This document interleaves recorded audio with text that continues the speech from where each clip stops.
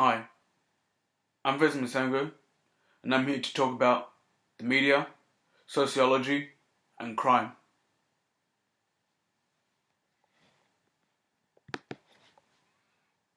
The media is crucial in reporting crime along with the perpetrators. These ideas come from different theories in sociology. These theories identify the risk factors for crime.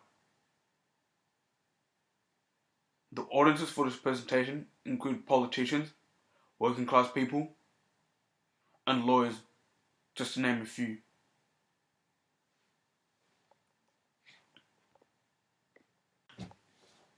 Race is defined as a group of people with a distinct characteristic.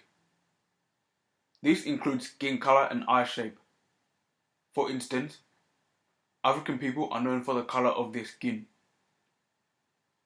Italian criminologist known as Cesare Lombroso came up with this theory called biological positivism. This theory argues that crime is based on our physical appearance.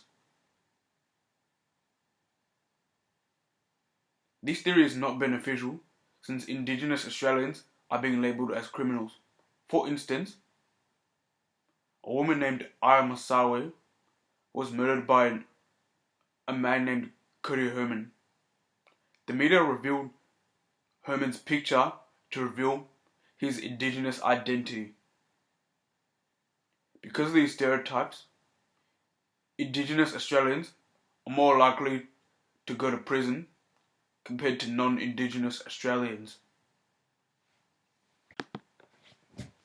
Ethnicity is known as the people who come from a specific country or culture. For example, people who come from Cuba. A theory called cultural criminology argues that crime is based on an individual's culture. This theory is a misconception that is shown in the media. For instance, when a group of young South Sudanese Australians caused a riot at a Mumbai festival, the news labelled them as gangs. This is discrimination against their ethnic origin.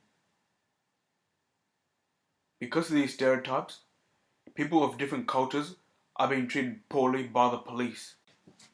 Disability is a condition that affects a person's ability to practice self-care. This includes autism spectrum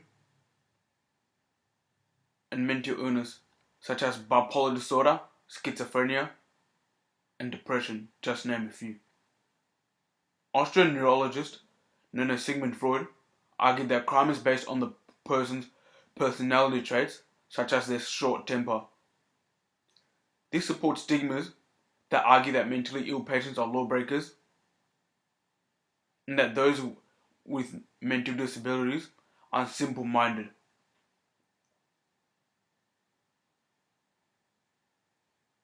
And ABC News has reported an incident where a man has murdered his son and the man happened to have schizophrenia.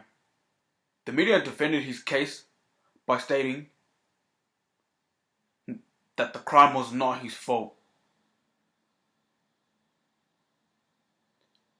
This issue has led to injustice in the criminal justice system. 80% of people in New South Wales have a disability, but 29% of them are being sent to prison. Also, disability pensioners like John have been physically assaulted by police officers.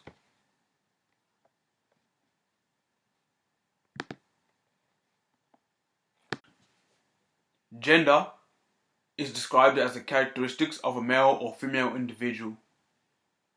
The feminist perspective argues that crime is based on the concept of patriarchy, so the idea that men control society. This brings gender stereotypes, including the tough man stereotype and the idea that women overreact.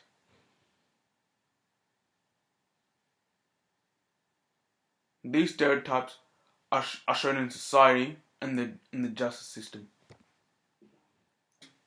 reports that James Todd was a man who was arrested for assaulting and murdering a woman named Eurydice Dixon.